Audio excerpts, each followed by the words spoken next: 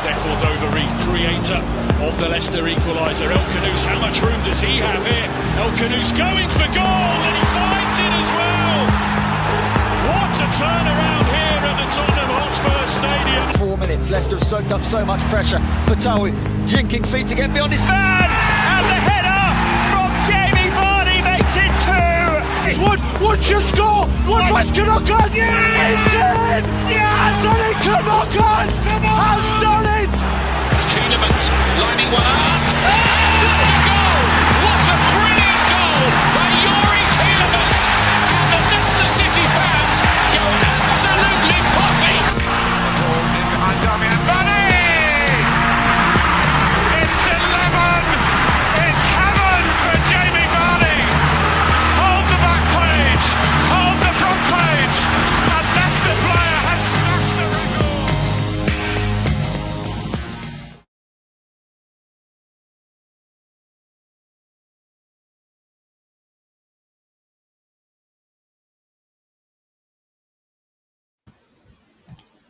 Evening all, and welcome to Blue Tinted Glasses, and it's time for the match analysis show. Yes, what better way to spend your Friday night rather than look at another defeat for Ruud van Nistelrooy's Leicester City. But there is some element of happiness, and that's because we're joined by Mr. Sportster himself. Love to have him on the show. It's Josh. How you doing, Josh? How you doing on this Friday evening? Not too bad. Weather's good. Leicester don't actually play this weekend, so we can enjoy our weekends. But yeah, mate, I'm all good, thank you. Well, up until Monday, but yeah, I suppose we can't ruin a weekend, which is a good one. Did you go to this game by any chance? No chance.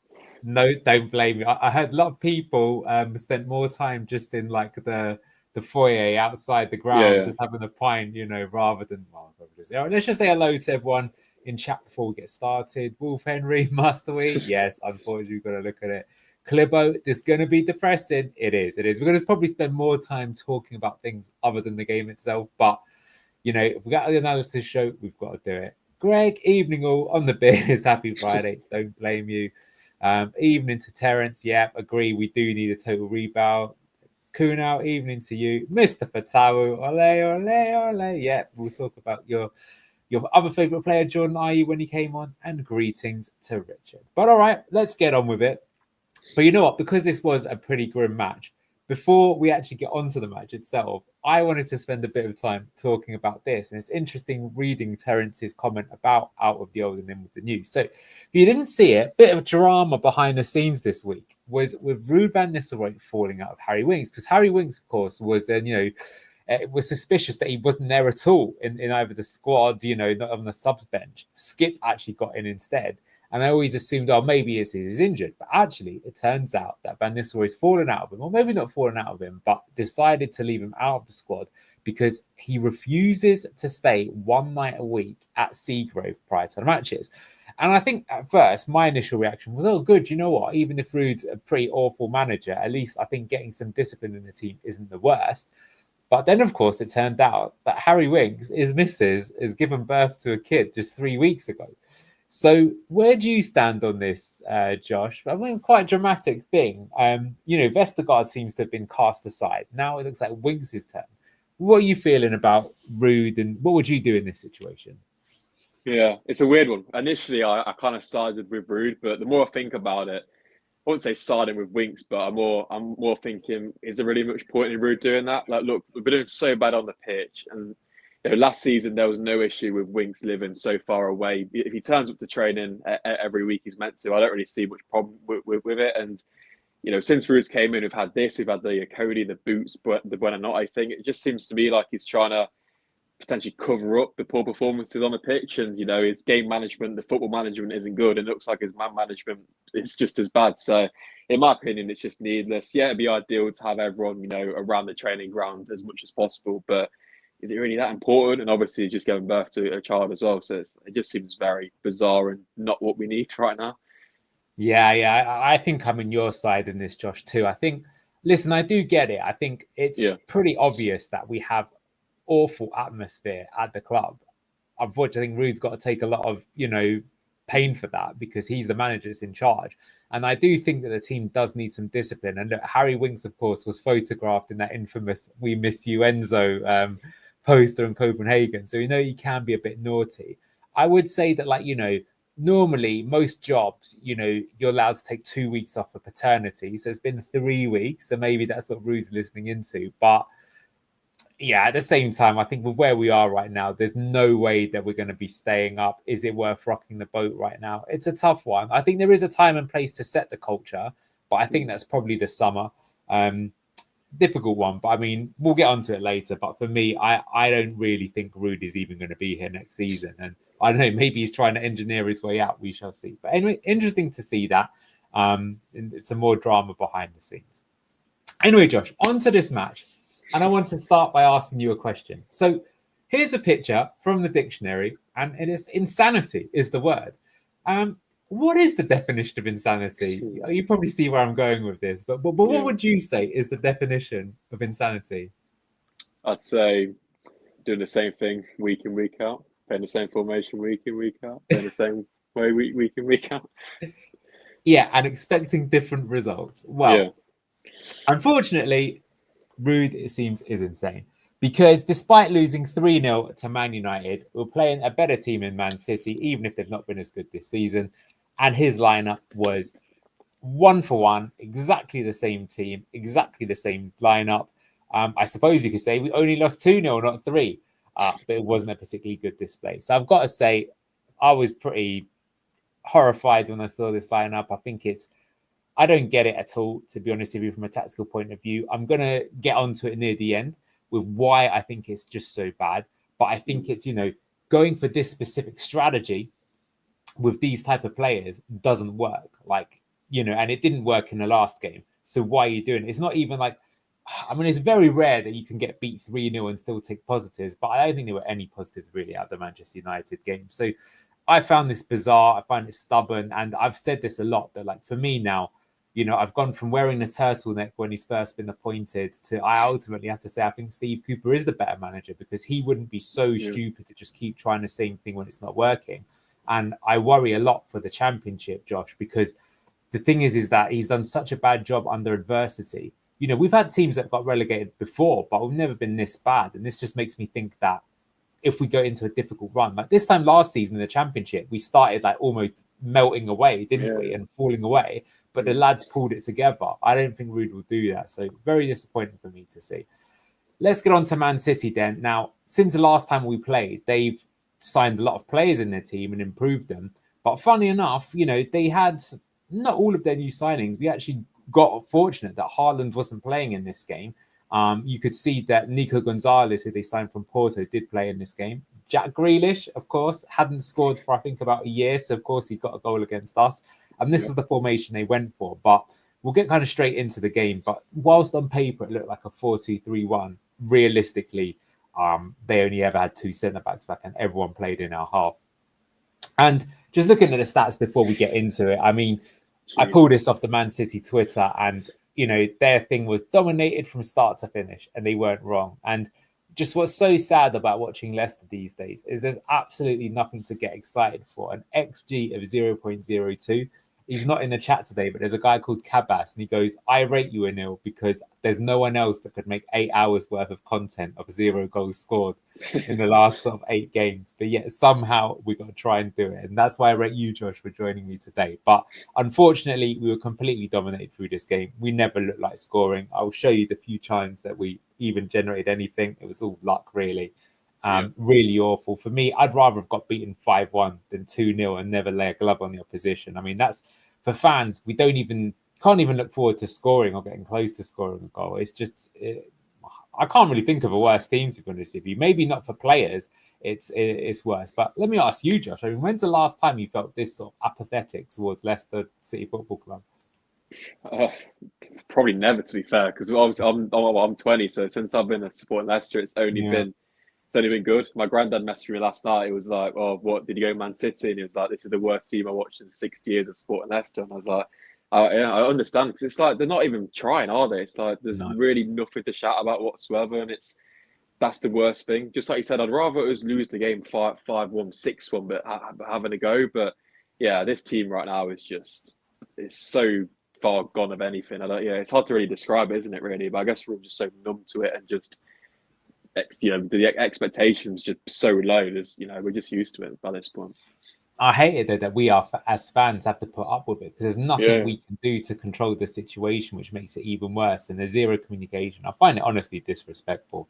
Yeah. Anyway, let's get on to it. And you know what? Just to make it even more disrespectful, this is something that was noticeable really early on. Is you know what? Pep didn't even manage Man City in this game. That's how unworried they were about this. He gave it to his assistant, Juan Lilo, I think is his name. And he was sitting up in the stands. Occasionally he messaged something, probably going, lol, these lot are rubbish, talking about Leicester. And he could just take the night off and probably speak to other people in the finance team. So for me, that was even more insulting. That he used to do this in the cup games when Arteta was his assistant. He used to give Arteta some of the Carabao Cup games. But I don't even blame him, by the way. I'm not even saying... No. You could say it's disrespectful, but it's not. It just shows you how, like I say, how I think how badly Leicester is run. That like a manager like this can be like, I don't even need to worry. Because Man City, by the way, is still not guaranteed the Champions League place. I think they're sixth right now, so they need to win games. But he wasn't concerned at all about this one, and he had no reason to be. So on tonight's show, thanks to AI, I stole this from Fox's talk. Basically, going to talk about how shit Rude is and how bad we are as a team. So let's get on with it. So this, I think, was really depressing and summed up the story of the game. So here are the average positions. And this is Leicester. And can you see that not a single Leicester City player had an average pitch position inside the Man City half? Is that Vardy behind Samara? Yeah, I was going to ask you for that. So Vardy is actually behind Bouba Samare with Ndidi in front of him. Welcome to Rude Ball, That's outrageous. and gentlemen. Yeah, it's absolutely ridiculous. Whereas if you look at Man City, you can see they were the opposite. They only had almost one player only in their own half. Everyone else was camped out against us. Now, look, you can have a defensive team, and I would say that the blueprint of playing against Man City, if you're the inferior team, is to park the bus and try and hit them on the break.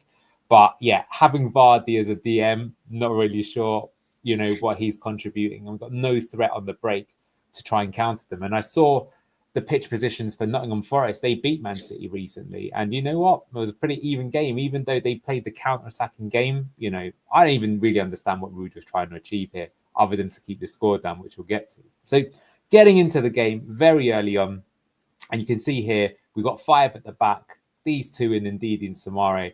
Then we got, this weird thing of Patson Daka playing essentially as a 10. El Canoes also there. Again, madness. And here, that's okay. This is straight from kickoff, so that's going to be our defensive shape, try and contain Man City. But in reality, this is what the game was about. So you can see that we don't get past this line, properly parking the bus, just defending. Man City, they can push up both their players all the way right up. So the game is being played completely in our half for the entire game. This is a little bit like what we did to teams in the Championship, but it's happened to us now in the Premier League instead. And I think here's the thing with Man City is that whilst on paper it looked like a 4-2-3-1, what you actually see is here's their left back was Nico O'Reilly, never playing left back in a month of Sundays. And here was right back Mateus Nunes, again, never playing right back in a month of Sundays. They just knew that Leicester low on confidence. Everyone's going to be up there. Even this is actually Nico, who's sort of their replacement for Rodri till he comes back. And even he, most of the time, was up here, and they just had the 2 centre-backs. So you can see they really aggressive. This is something you could do, push them both up. And, it meant the game was being played entirely in our half.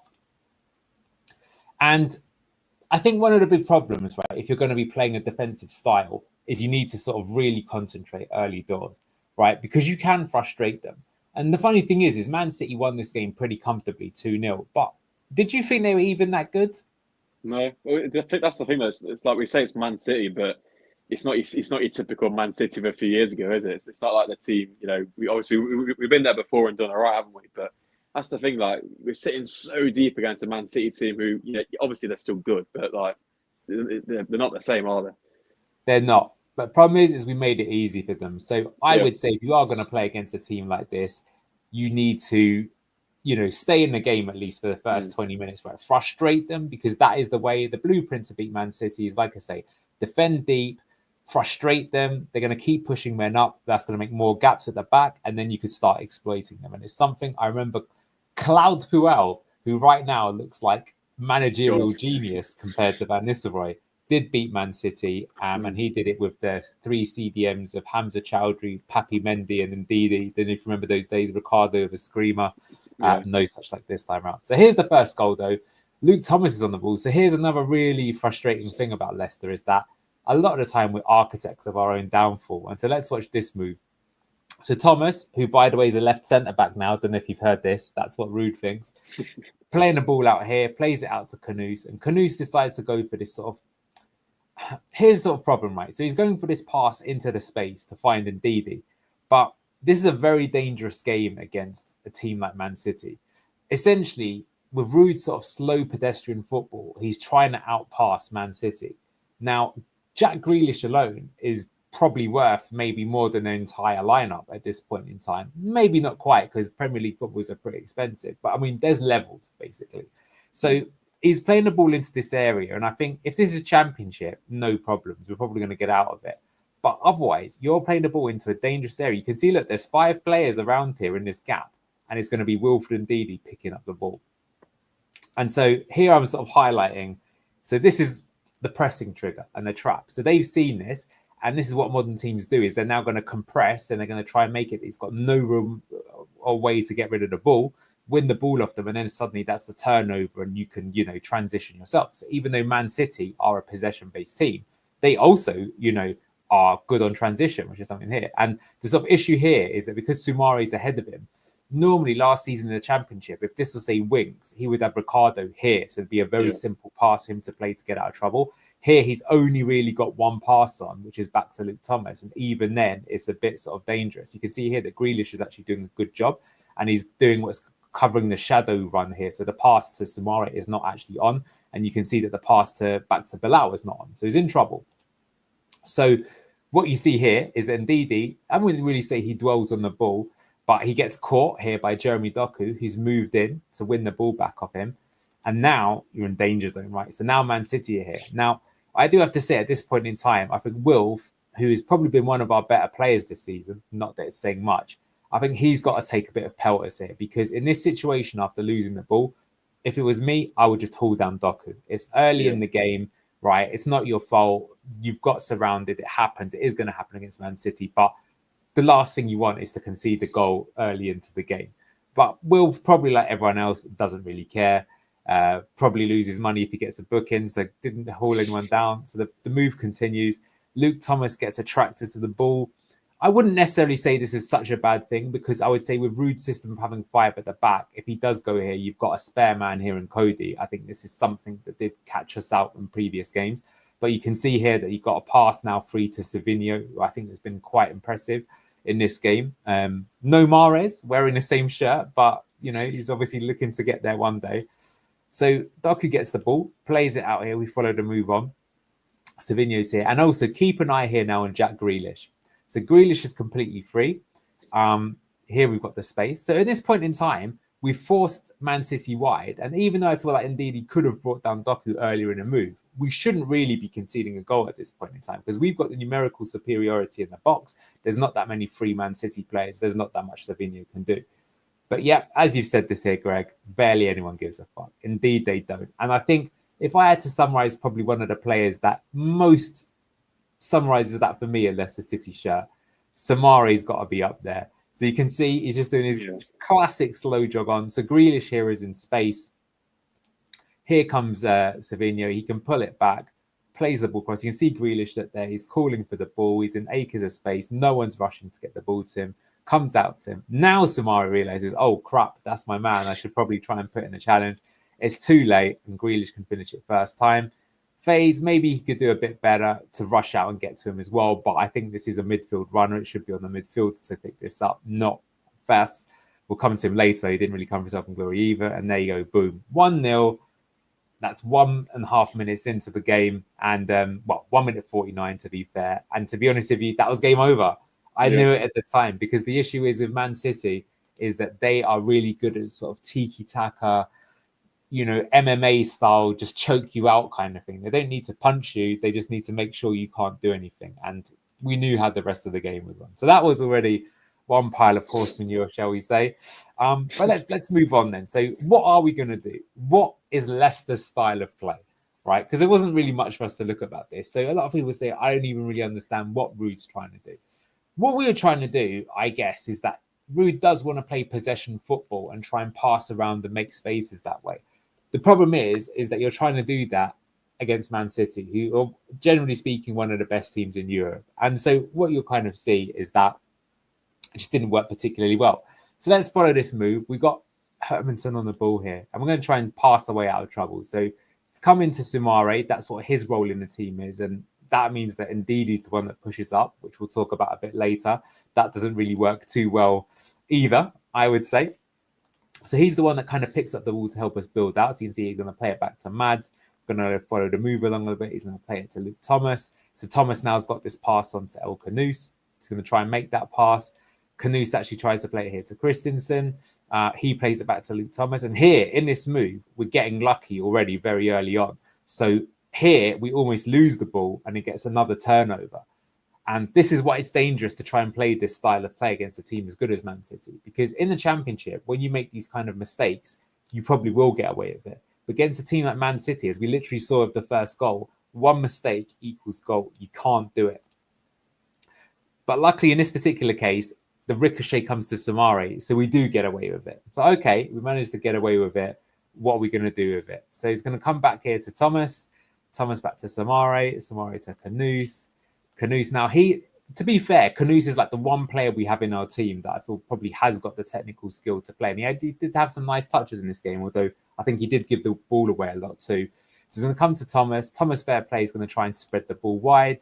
It's going to come out now to Faze to Justin. Justin's on the ball now. So now finally we're trying to drag the Man City players around the pitch. That's the idea with the passing style, right? So now you can see that a lot of players are actually out of position. So maybe there's something we can do with this here.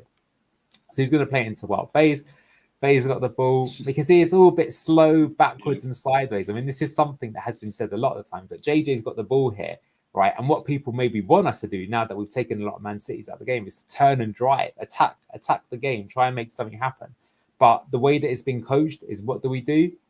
Just go backwards. You can see here, right? Slow down the attack, again, against a team that's technically better than you. So this is why we're struggling to score so many goals. We just, the way that we're doing it is we're not generating chances because we're just too slow, too pedestrian. It's not going to work in terms of generating chances.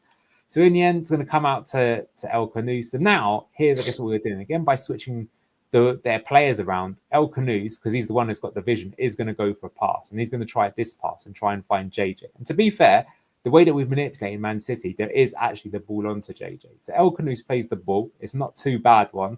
And he actually does find Justin. So finally, we're in a sort of like half promising attacking position. And yes, I'm absolutely clutching at straws, everyone. Of course I am. Yeah, we're in their half. Didn't do that too much in this game, but we have done it. And look, we can see Daka's pushed up now. So that's the idea here with why he's in the team. So when we are on the ball to attack to try and make two men forward, you can see Christensen's also trying to join in. We've also got Ndidi. I think the problem is because El Khanous has played the ball in the first place, he's got a motor his way to get forward to. It sort of takes something out of the attack.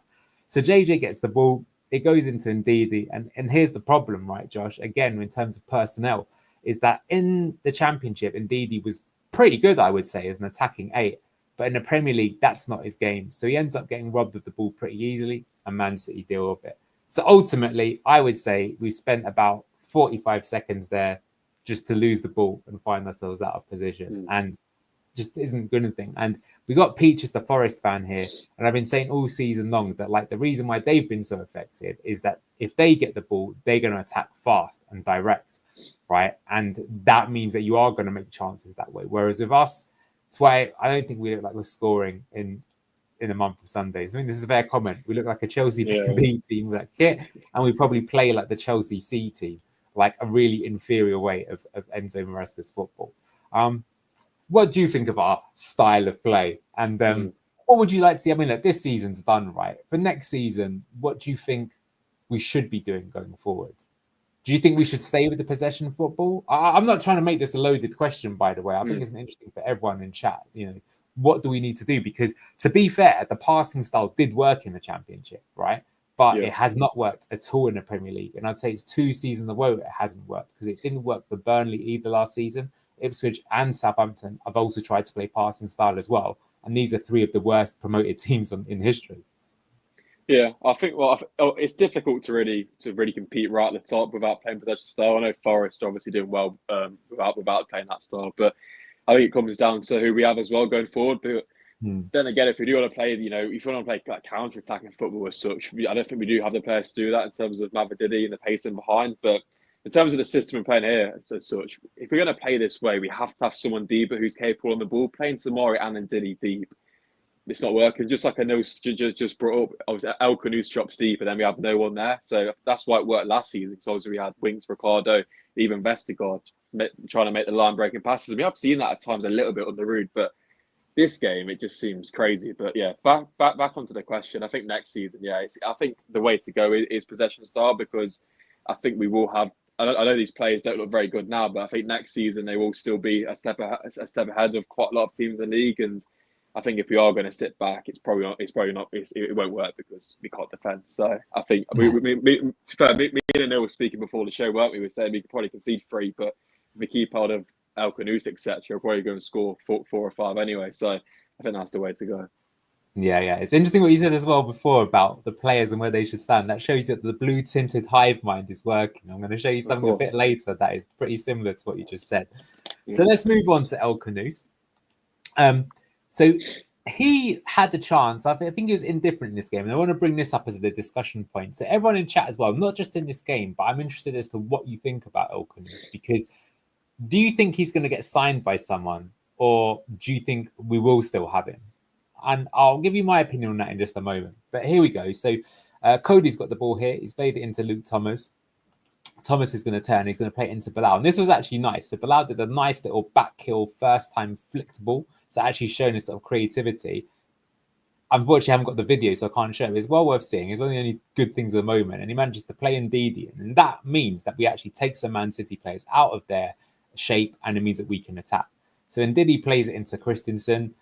He's going to get the ball, and Ndidi continues his run. So this was the big thing about he's in that defensive 2, but he tries to support the attack where possible. And so he's going to continue running forward. Because right now, he's actually the furthest man forward, which is, again, probably indicative of the reason why Leicester City don't score many goals. But he's got the ball here. You can see he's looking what to do. Daka's making his run here to support the attack. El Khanous a bit deeper. And of course, in classic Leicester City fashion, instead of swinging in and across, to be fair, Wolf is not left-footed. It's turn back football. So Man City are back in a defensive shape. So he's going to take a look at the situation. There isn't really a good option on, so he's going to play it into Bilal. And El Khanous gets the ball here. And this was basically our only effort in the first half. Yes, that's how bad it was. And he's going to go for this kind of curling effort.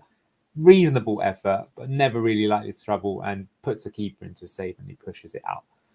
That was El Khanous' chance. So what I want to ask you guys is I wanted to bring up his stats. And with El Khanous, he's scored 2 goals and he's only got 1 assist in the Premier League this season, right? Now, if you compare that to James Maddison, the last time that we got relegated, it's nowhere near the same sort of stats. And I've taken his statistical profile off FB Ref. Now, believe it or not, with this sort of pie, this makes him comfortably one of our better players in the league this season, which is depressing.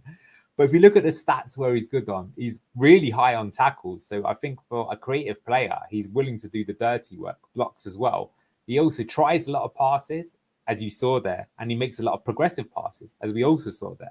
But if you look at his attacking output, shot creating actions, his expected goals and assists is in the bottom 1%. Not a surprise when you're playing for Leicester City, I suppose.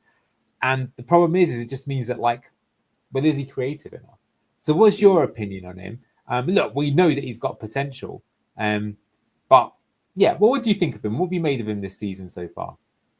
I think, let's say Leicester were doing better this season. I think we'll be a lot more critical than we potentially should be on Bilal. But then again, you got to factor in the players, the attackers around him. I think obviously he's been our brightest spark. I think that's obvious. But I think since that Tottenham game, honestly, I don't think he's been great really at all. He's trying stuff which I like, especially in this game, trying to drop deep and make things happen, which is what we want to see. But for me, I think he's just got to play much higher up. If that's a decision from him or Ruud, obviously we don't know. But Yeah, I think largely it depends on the players around him. I think if we had a lot better players around him going forward and alongside him in midfield, I think his stats would be a lot more inflated because I think he really does have that potential. And I think you can tell, he works really hard for the team. He always, he usually makes a few fouls and whatnot. But that's kind of what I want to see, really. If he's putting his body on the line and he's trying to make things happen. But yeah, I think Bilal very difficult to judge. I would say, I think he's been all right this season. He's been probably our best player, but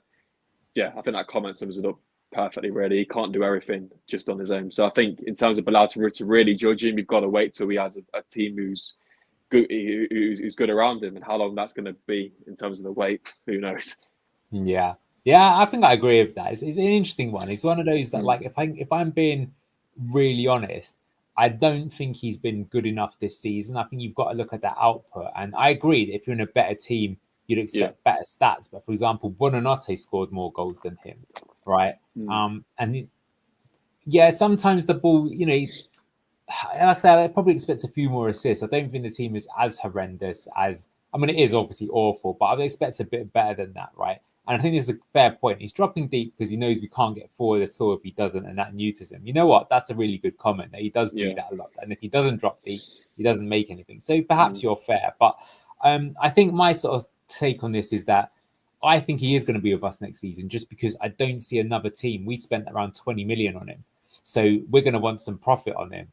So unless he sort of like really plays the hardball with his agent about wanting to kick up a fuss and leave, I'm not sure he's done enough stats-wise to get a move elsewhere. Take Liam Delap from Ipswich. Even though Ipswich are going down, he's getting bought. Someone's buying Liam Delap, right? Will any of the other Ipswich players get bought? Not convinced. And I think that's where I'd probably stay with El Khanous as well. I don't think he's done enough to really justify getting a move. I think right now, probably the two players that I think probably will do. I think Mads Hermansen's got a good chance, although we're going to get onto him in a minute. Didn't have his finest moment in this game. And I could see Ndidi getting a move maybe abroad just because he's solid. Defensively, he's still good, even though he does make mistakes passing up. We shall see. But I would say this of El Khanous. If he goes to the Championship with us, he probably will be player of the season in the Championship. Right? So he is good. And here we go. Let him do that in Belgium. He refused to train. That's right. But I think that's because they had some sort of agreement that he could leave if a right fee came in. So we'll see. It would be a shame to lose him. And look, I do kind of agree that, like, why doesn't Ruud play him and Buonanotte together? Probably his best game, Ruud. He did play them both together. Seems obvious, doesn't it? But yeah. All right, speaking of Ndidi, so I wanted to highlight this point as well. It's sort of the lack of quality, which has been mentioned. And Ndidi is someone I really like. I think he's been a great player for Leicester over the years, but he's good in that sort of defensive destroying role, but he's not really much of an attacking player, right? Certainly not in this setup. And I think one big issue, you've mentioned it there yourself, is that he was quite often, look, here he's further forward than Bilal again. So he's trying to push forward to box crash and join the attack. And whilst he's good at getting forward and doing the positions, here we can see JJ's got the ball. He's going to slip in Ndidi. Ndidi gets to it. Now, this time he's on his right foot, so he is going to go for a cross. And you can see that there is some good positions here to pick out a cross. But unfortunately, if you saw this, he just kicked it straight out of play and it ended up just behind it and went out of it. And look, I know that we're low on confidence, but I mean, you've got to be, it's a pretty simple cross, right? You're not going for pinpoint accuracy. And again, this is one of many reasons why we don't score goals. We just don't really have a good setup, not the right players in the right positions for me. And yeah, we struggle pretty badly. So very poor to see that. So, all right, really clutching at straws, but then to look at Man City's second goal. So Mads, it's funny, I think since his injury, he's not been the same for me. He looks more average. I don't think he's been terrible or anything like that. It's definitely not a Danny Ward style season, but I think in the early part of the season, he was keeping us in games. This time round, he's just part of the malaise, to be honest with you. Also seems to have dropped a bit of a level. So here we're going to get to this goal. Doku's on the ball here. Again, you can see we're defending super deep. Now, I will say that after Man City went 1-up, I don't really think they threatened our goal too much. So this was like another frustrating thing, is they didn't need to score, but I actually could have seen us getting something from it just because they didn't look like the fluent Man City that go and beat you 4-5-0 very easily. Yeah. They were struggling for ideas. And I think the fact that they had Marmoush up front instead of Haaland was a reason for that. They often had the ball here, but they didn't really know who to hit. No De Bruyne either, by the way, in this game. So going to follow the move along. Again, they're playing it outside there. And it's going to come here. I don't know who this is. I think this is actually Ruben Diaz. So yeah, you can see the defenders joining the attacks. And he's going to go for this simple ball over the top. And in classic Leicester fashion, this was a bit of like a kind of Three Stooges, two Ronnies moment. Here's Fass, here's Manson. No communication here. Or if they did, they didn't listen to one another. I think Fass doesn't listen to anyone anyway. They end up sort of colliding. Ball falls out of Mad's hands. Marmoush can't believe his luck. Look at that empty net. Team's just watching on. And boom, easy finish. Calamity of errors here, you can see. I think this one gives it a better perspective that they're both going for the same ball. I mean, you just got to shout mine, got to clear out your player. Ask you and chat, whose fault is this? Both players' fault? One player more than the other? What do you think? I'd say both, but Faz, he's just got to clear it, and Mads, if he's going for it, you've got to get someone on it or even try, I don't know, punch it from there. I don't know, it's probably not the right thing to do as a keeper, but at least, I don't know, they just both seem to not really put anything on it. And then, yeah, you could say Faz, but then again, I think Mads has got to command his box slightly better than that. But obviously, we don't know what was said. Faz could have just ignored him and tried to be all, smooth and clear, but obviously it didn't work. But yeah, it's just schoolboy defending, really, isn't it? Just like Anil says, at that point in the game, we weren't, weren't in bad's a bit of a stretch, but we were slightly in it, I guess. So yeah, it's just stupid stuff. But sums up our season, doesn't it? Yeah, I agree with this. Like either way, I think they've both got to take accountability. If you're going for that ball, it doesn't matter if it's teammate or not. You got to just deal with it in any way, shape, or form. If anything, even get slightly injured by both going for it. Exactly. Faz has got to clear it to Rosie. If you're Hermanton, you just got to take out your own man to pick up the ball. He was absolutely fuming after that anyway. It didn't really matter. So there you go, 2-0 down. So get to the second half. So you're 2-0 down. What are you going to do as a manager? Now, Ruud van Nistelrooy, I heard he's an attacking player. He scored a lot of goals in the Premier League, but he hasn't done that as a manager, has he? So Ruud's decision at half-time, can't make this up, was he decided to put on another CDM. So he took Vardy off, he put Patson Daka up top, and he added 3 CDMs to midfield. And here you can see that Skip now, so you got Samare, Skip, and Didi, and they got El Khanous and Daka there in this 5-3-2. And look, I suppose to be fair, right, we didn't concede in that second half. Yeah, but I mean, God almighty, what it actually meant, and here you go. This is from 67 minutes into the game. This is not even like a little spell. This is the story of the second half. 86% possession for Man City. We, the team that are like looking to try and get something out of the game, 14%. Now, again, I think the blueprint to beating Man City is that we could have gone through the game having that low percentage, right? But then we should have started that way. It's so dumb to come into this. And it's not like they were completely peltering us and like the score was going to be embarrassing, like 7 or 8-0 like that. For example, say Southampton when we beat them 9-0. I often thought that Hasenhüttl was mental, that after 4-0, like why didn't he just like, they had a man sent off, just like acknowledge you're beaten. Right, but he kept playing as open as possible. Ruud didn't do that. But the thing is it wasn't like we were getting battered like that. So it just handed the initiative to Man City. Yeah, we did keep a clean sheet. I think, to be honest with you, Marmoush still should have scored. They had a good chance. I'm not going to show it, but it didn't kind of go through. Later on, he finally did make some more subs. But again, in classic Ruud fashion, what did he do? He took El Khanous off so he could put Bonanote on, not playing them both at the same time, despite the fact that we needed a goal.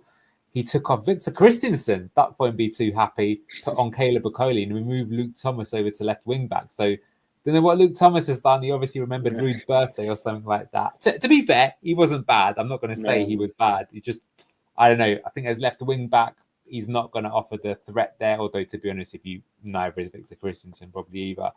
I think something to be a bit more optimistic on, though, is Ricardo did come back. And I actually think he was, I'd almost go as far as saying, as crazy as this is going to sound, maybe even our man of the match, even though he was only on for 15 minutes. Not high bar to clear, to be honest with you, Josh, but he did well. And of course, we had Mr. Fatawu's favourite, Jordan Ayew, and that face palm says it all. It's probably what he was thinking. But Peaches, I'll come to your comment in a minute. That's a good one. So I want to focus a little bit on Ricardo. So it was interesting to me to see, okay, what kind of position is he going to play under Ruud? So, Cooper, this is one of the things that gets thrown against him a lot. And to be honest with you, I very much agree with this, is that he did not play Ricardo at all, which is absolutely baffling. I'll never understand in the month of Sundays why a player who is so technically good as Ricardo cannot get into a team. there's got to be a role for him somewhere. And at least Ruud, to give him some credit, he hasn't played him as the right wing back where JJ is. He's actually pushed him up to play more in midfield. So you can see here he's actually playing a lot in this central three. So maybe that's where he sees his position. And what Ricardo does give you is he's got technical skill. He has got vision, but he's also got something a bit more about him. He can actually run against people and has proven that in the past where he's beaten people to create something. He can even strike it pretty well. And so here's Ricardo. He does a nice little jink after coming on, dips in, right foot to left foot. You can see despite the fact that he's surrounded, he's being positive, he's being direct, he's trying to get forwards. And he ends up winning a free kick from himself with a challenge. I think that was that Nico, got him booked there. So that was pretty good. So already he's doing some direct running and he gave us some initiative. And all of a sudden, he injected something into the game and give us a bit of emphasis going forward. And he ended up getting a chance, as did Jordan Ayew. Unfortunately, we didn't take advantage of it, although I think we should have done. So again, Buonannote's on here. So we've got Ayew and Buonannote. This time around, this is Ruben Diaz picking up the ball. No, it's actually Nico, picking up the ball. And fair play to Buonannote. You're going to see both the good and the bad in Facundo in literally 30 seconds. So what's he good at? He's tenacious. Being Argentinian, they want to get stuck in. They've got something to prove. He wins the ball off him. And now this is great, right? 2-on-1 here.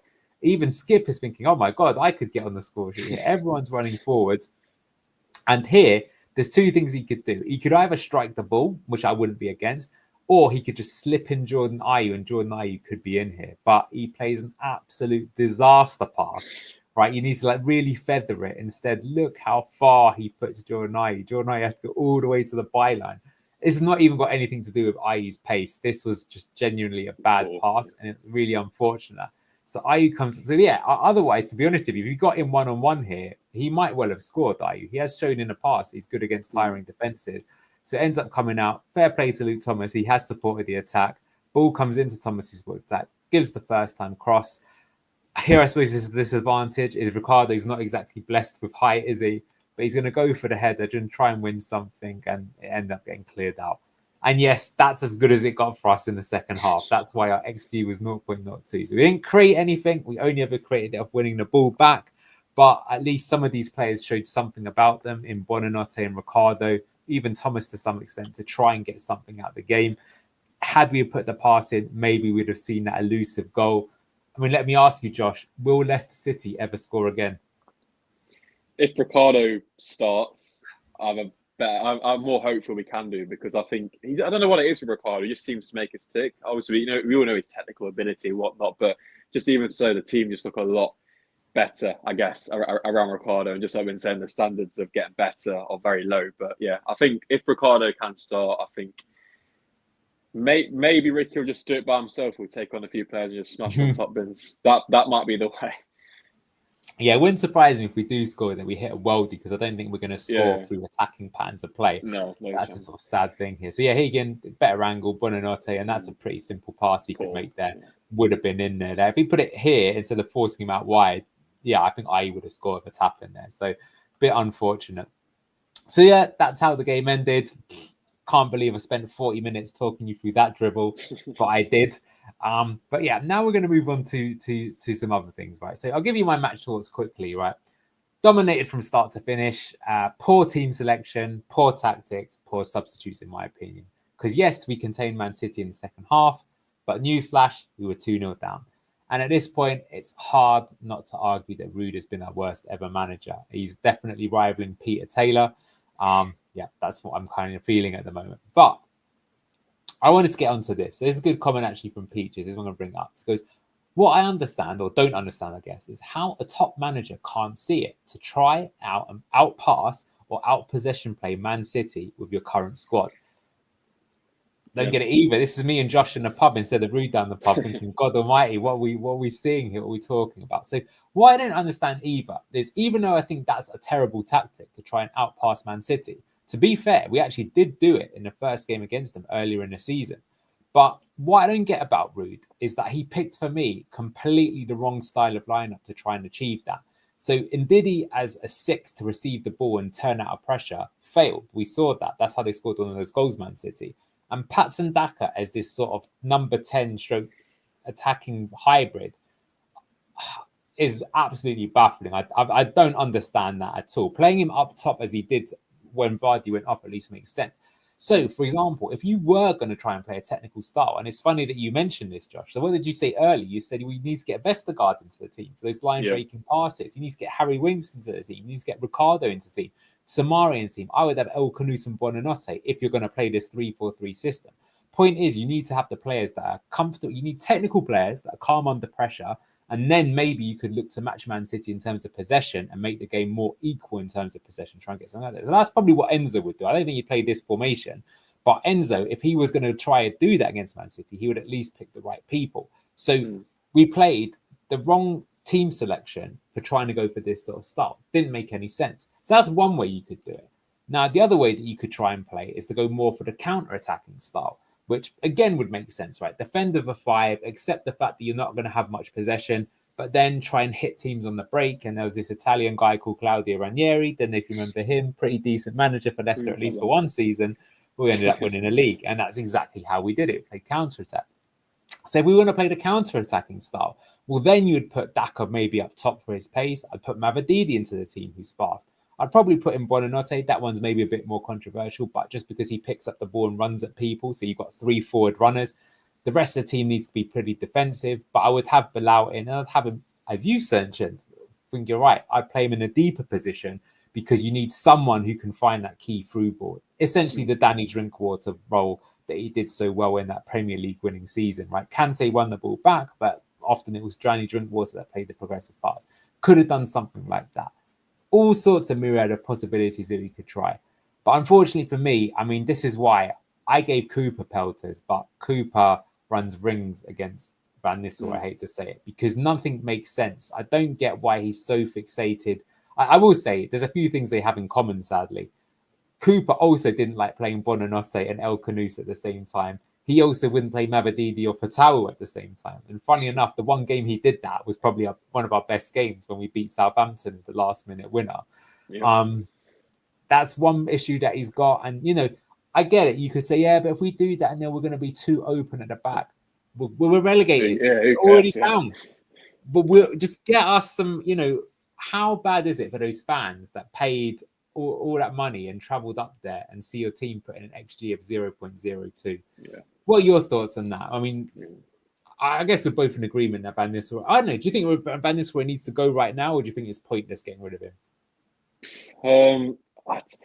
Part of me does. I think I'll say it is pointless getting rid of him, but I'm just really sick and tired of it. Do you know what I mean? And I know next season is going to be a complete refresh, a new manager, hopefully new players coming in, but it would just leave a big sour note on it. Obviously, the season's going to be a sour note just anyway, but you would like to see is at least if we do, obviously when Leicester do go down, kind of go out maybe with a few wins or just a few goals. But under Ruud, I really can't see that. But then again, you know, if we are going to sack him, who on earth are we going to get? I don't think we're going to be able to get the manager for next season. So I don't think there's much point. And in terms of the formations as well, if you're going away to Man City, you need an outball. We literally did not have that whatsoever. We had Vardy and Daka up front, but half the time, just as the graphic showed, Vardy was deeper than Billy Samari. So it's like, what on earth are we doing? I think we need to play width as well. I know we're not blessed with the best wingers right now. Obviously, Fato, who's been out for the rest of the season, but it really does not make any sense, and it seems far too obvious, doesn't it?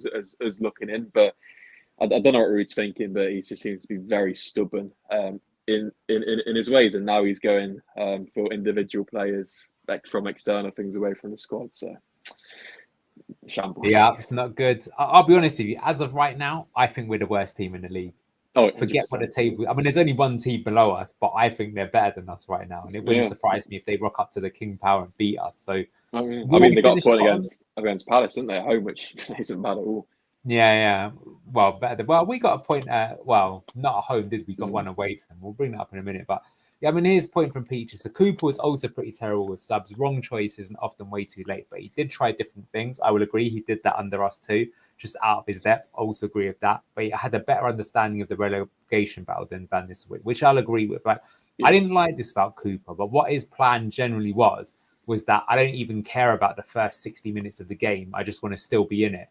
And then if the score's kind of even, he'll try and go for it then.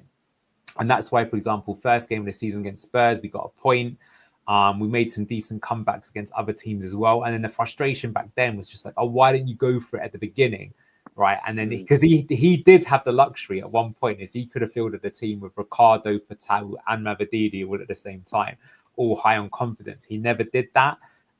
And then by the time we could have done that, well, we couldn't. And then he got sacked as well. So that was our frustration there.